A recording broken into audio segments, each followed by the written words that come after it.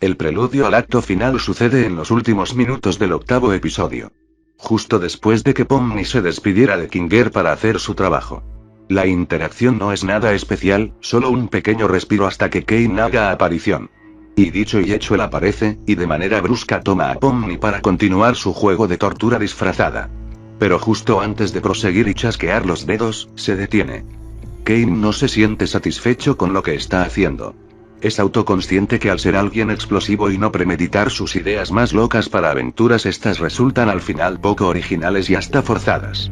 Muy similar a ese impulso que tiene cualquiera de realizar algo emocionante o hasta peligroso, pero que al pensarlo con cuidado te resulta muy idiota de tu parte. Ragata, intentando ocultar la operación, trata de actuar lo más falsamente optimista como siempre. Es gracioso porque ahora está fingiendo fingir. No es relevante para este desenlace, pero resulta interesante verlo desde ese punto de vista. Kane le aclara que, si se esfuerza, pero que torturarlos y básicamente ser el dios todopoderoso del circo no lo está satisfaciendo en lo absoluto. No siente el mismo placer que antes. Los miembros del circo digital no se divierten y él tampoco. En pocas palabras, Kane acaba de darse cuenta de que, en su desesperación para buscar la aprobación del resto para su propósito, perdió ese propósito por completo. Dejando el comentario de Bobol, el maestro de ceremonias comienza a notar el cambio de actitud de los integrantes. Pasaron de estar asustados hace un momento, a ser sumisos y hasta colaborativos. Ustedes están tratando... ¿Dónde está aquí? La expresión de todos los personajes en escena es obvia, miedo y confusión. Porque curiosamente falta el único personaje que convenientemente es el más viejo por así decirlo, y también, es el co-creador del mismo Kane. El teatrito comienza a desmoronarse. Kane lo entiende, pero su forma de actuar es cuanto menos curiosa. De hecho, les pregunta calmadamente el paradero del rey. En ningún momento les exigió o siquiera los tomó violentamente para buscar respuestas como lo había hecho antes en el episodio. Es como si se hubiese dado cuenta de que ese mismo comportamiento fue su culpa y quisiera controlarse para no llegar a mayores, pero no por eso perder su objetivo de ir por Kinger. Y a pesar de la obvia mentira de la muñeca, Kane no le hace caso, no la castiga ni nada más. Ser un idiota impulsivo no le trae nada bueno, así que lo hará con calma. Encontrar a Kinger y quizá solucionar las cosas. Pero no contaba con que Pomni le gritaría, como su último recurso. ¡Tus ideas son una porquería! Fuera de su personaje, Pomni tiene que recurrir a una jugada arriesgada para intentar comprar tiempo, y lo único que le queda es atacar a Kane, pero en donde más le duele. Y saben, puede que esto sea algo muy de mi punto de vista, pero, claramente noto como Pomni recurre a una jugada muy clásica de Jax, despotricar en alguien e intentar hacerlo menos tanto como pueda. Miren eso, la payasita ha aprendido tanto para bien como para mal del conejo púrpura. Kane claramente nota que es una provocación cualquiera. Sin embargo, se halla en un estado mental tan frágil que él mismo se autosugestiona si es que eso que dicen es real, al punto de autoconvencerse que puede ser cierto. Pomni continúa con su reclamo y por momentos podemos notar unos cuantos tics en sus ojos. Posiblemente vinculados al hecho de que por fin puede desquitarse con el que los estuvo torturando últimamente, o también puede tratarse de genuino miedo en caso todo esto fracase y Kinger sea descubierto. Nerviosismo puro en pocas palabras. A este punto ella está buscando hasta lo más mínimo para poder hacer pedazos a Kane, le dice que sus aventuras son pésimas, que todos se van a abstraer y él se quedará solo. Detalle que no es realmente cierto, ya que gente suele venir al circo tarde o temprano. Aunque Kane no nota esta clara contradicción al verse superado por las palabras de la bufona. Zubol se le une y continúa con este bombardeo a su psique, diciéndole que solo los tortura como parte de su rabieta y que es patético como un supuesto dios todopoderoso. Sigue Ragata y le reclama sobre el hecho de que no le importa ninguno de ellos en lo más mínimo, si es que se deprimen o siquiera si sienten cómodos en este circo falso que él dirige. Gangel continúa y lo acusa de solo castigarlos y obligarlos a hacer las cosas establecidas por él, fuera de sus formas de lidiar con las aventuras. Jack se alza finalmente y lo acusa de siempre mentirles u ocultarles la verdad. Especialmente doloroso sabiendo lo que pasó en aquella aventura previa. Ya acabando este roast, Pomni le dice que nunca los escucha en lo más mínimo. Esto último le hace tanto daño a Kane ya que ese señalamiento del final es la mayor mentira de su parte con respecto a los miembros. Comenzando a glitchearse violentamente. Y ante la atenta y asustada vista de Pomni se nos deja en claro que quizás fueron demasiado lejos. Claro que en parte fue una provocación genérica de su parte, pero a su vez también fue un descargo hacia el como presentador, y por sobre todo y la razón por la cual todo esto estalló tan grotescamente, fue porque todos estos reclamos son un gran reflejo de la hipocresía de los miembros del circo digital. Kane, harto de todo esto, toma una forma pseudo-angelical, preparándose para torturar a todos de una forma más descarnada que antes. Y es importante ver con cuidado el destino de cada uno de ellos.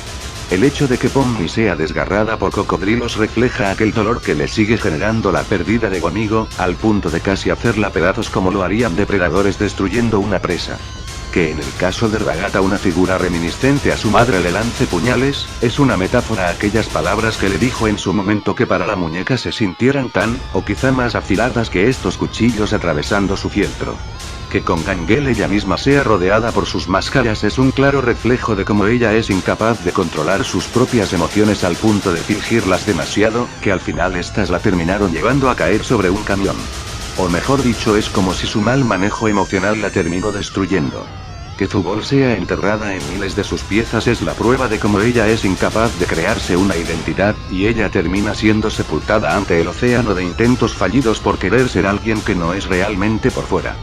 Finalmente, que Jack sea prácticamente desollado enfrente de risas de figuras similares a sus amigos, es obviamente un símbolo a su miedo constante por mostrar sus verdaderas emociones, y a su vez cómo eso puede generar el rechazo, o en este caso la burla de sus seres más cercanos.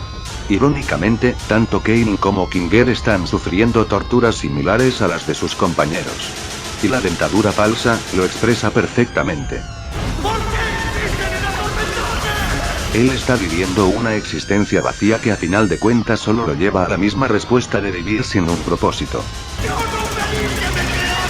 Es casi poético que precisamente los creadores de Kane, como lo fuesen Kinger o Scratch, no puedan oírlo decir esto.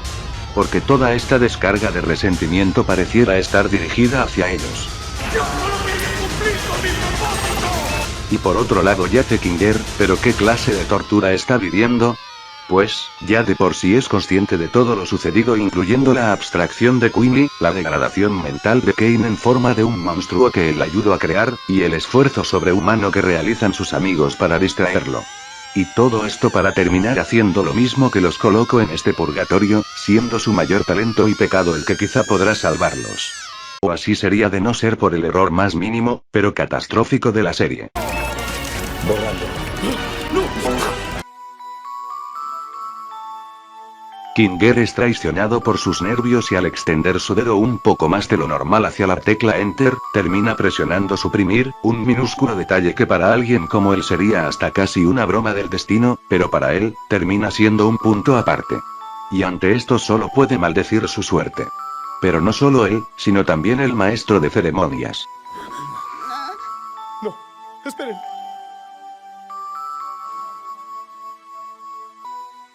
Es bastante interesante analizar el tono de las últimas palabras de Kane. No se le ve molesto, alterado o triste. Es más bien, una frase que vienen del arrepentimiento. Y eso me hace pensar si es que, realmente Kane estaba consciente de que él sería eliminado en ese preciso instante, o si antes de desaparecer tuvo un momento de reflexión y se dio cuenta de que lo que hacía era incorrecto, y sin darse cuenta él desapareció. Pero eso da igual, porque al ser él, el administrador, todo el mundo digital se viene abajo. Y si ya antes tenían una mínima oportunidad de salir o siquiera vivir en un mundo virtual pero vivo. Ahora solo les queda un mundo moribundo hecho pedazos. Me parece que accidentalmente maté a Kane. Ay, mierda. El silencio lo dice todo. Y si bien la palabrota de Zubol muestra cómo están libres del filtro de Kane, no hay mejor forma de expresar que justo ahora, ellos están en la mierda. Todo lo visto aquí, no es solo una simple jugarreta del destino para arruinar la vida de los integrantes. Sino que es el claro reflejo de cómo todos dentro de este espacio comienzan a colapsar bajo el propio peso de sus acciones y no acciones. Lamentablemente, Kane se dio cuenta de eso muy tarde, y un error de novatos, ahora los dejó varados en la nada. No sabemos qué pasará ahora, ni qué clase de final tendremos. Pero por ahora solo podemos estar seguros de que, para ellos, la esperanza está más lejos que nunca.